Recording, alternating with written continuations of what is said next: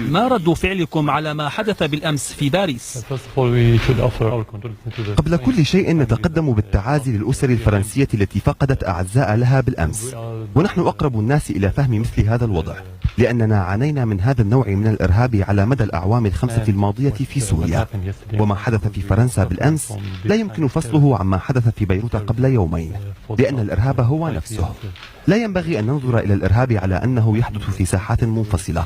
الساحة السورية واليمنية أو الليبية أو الفرنسية في الواقع إنها ساحة واحدة على امتداد العالم بأسره. هل لدى أجهزة استخباراتكم أي معلومات تفيد بأن الأشخاص الذين ارتكبوا هذا العمل الإرهابي قدموا من سوريا أو كان لهم اتصالات بأشخاص في سوريا؟ لا، ليس لدينا أي معلومات عما حدث، لكن المسألة لا تتعلق بأسماء الفاعلين أو من أين أتوا. كنا قد حذرنا قبل 3 سنوات مما سيحدث في أوروبا. قلنا لا تعبثوا بهذا الفالق الزلزالي في سوريا، لأن تداعيات ذلك ستتردد في جميع أنحاء العالم. للأسف لم يهتم المسؤولون الأوروبيون بما كنا نقوله، بل زعموا أننا نهدد، كما أنهم لم يتعلموا مما حدث مطلع هذا العام في حادثة شارلي إبدو. إن أطلاق التصريحات القائلة بأنهم ضد الإرهاب لا تعني شيئا. عليهم أن يحاربوا الإرهاب وعليهم اتباع السياسات الصحيحة. هل طلبت أجهزة الاستخبارات الفرنسية التعاون من أجهزة استخباراتكم، وهل أنتم مستعدون لمساعدتهم في محاربة الإرهاب؟ المسألة ليست في أن يطلبوا المساعدة، عليهم فقط أن يكونوا جادين، وعندها سنكون مستعدين لمحاربة الإرهاب معهم. نحن مستعدون لمحاربة الإرهاب مع أي جهة جادة في ذلك، لكن الحكومة الفرنسية ليست جادة حتى الآن. هل لديك رسالة للرئيس هولاند؟ اعمل لمصلحة شعبك. فالسؤال الأول الذي يطرحه كل مواطن فرنسي اليوم هو: هل عادت السياسات الفرنسية خلال الأعوام الخمسة الماضية بأي خير على الشعب الفرنسي؟ الجواب فعليا هو لا. إذن ما أطلبه منه هو أن يعمل لصالح الشعب الفرنسي، وإذا أراد أن يفعل ذلك عليه تغيير سياساته. ما هو الظرف الذي ينبغي أن يتوافر كي تتعاون الحكومة السورية مع الحكومة الفرنسية أو أجهزة الاستخبارات السورية مع نظيرتها الفرنسية؟ لا يمكن التحدث عن تعاون استخباراتي قبل أن يكون هناك تعاون سياسي. لا يمكن أن تتحدث عن تعاون استخباراتي لمحاربة الإرهاب بينما تصب سياسات الحكومة الفرنسية في إطار دعم الإرهاب. هذا ما قصدته بجدية.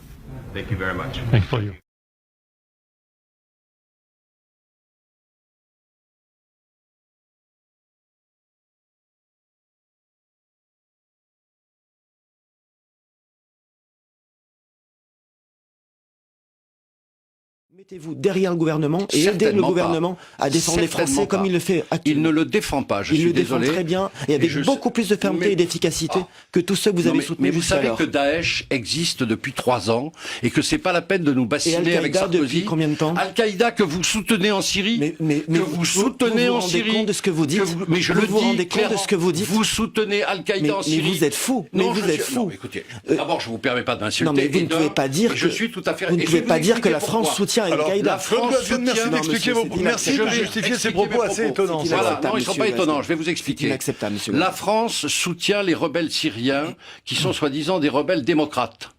Des rebelles syriens démocrates en Syrie contre monsieur Assad. C'était au début de l'insurrection. Qui a récupéré les rebelles syriens démocrates? Al-Nosra. Qu'est-ce que c'est qu'Al-Nosra? Vous savez bien. Al-Nosra, c'est pas Al-Qaïda? Pas tous les rebelles, vous le savez bien. Ah, pas tous les rebelles. C'est-à-dire, certains rebelles ont été récupérés par Al-Qaïda avec des armes françaises. Monsieur Ghazien, vous ne pouvez pas dire que la France soutient Al-Qaïda. Nous continuons à fournir des armes à Al-Nosra. Par l'intermédiaire des rebelles syriens. Mais je le dis, je l'ai dit à M. Le Drian en commission de la défense, je l'ai dit à M. Fabius, comme tous les autres députés.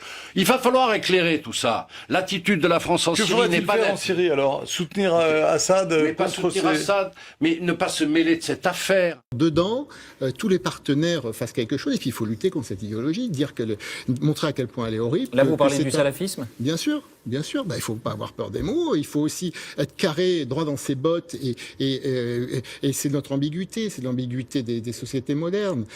On est copains avec des gens qui ont des idéologies très proches. Et vous pensez à l'Arabie Saoudite? Oui, bien sûr, le wahhabisme...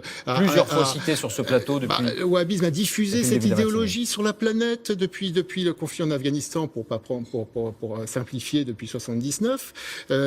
Et voilà, bon. Alors est-ce qu'on est copains avec eux parce que c'est un partenaire économique? islamique. La politique américaine, vous savez ce que c'est? C'est on adore les fondamentalistes religieux s'ils sont libéraux économiquement. C'est comme ça depuis des années. C'est leur credo. C'est super les Saoudiens, c'est super le Qatar, les Émirats arabes, parce qu'ils commercent, ils sont libéraux économiquement. C'est tout ce qui nous intéresse. Donc, ils aiment les fondamentalistes religieux.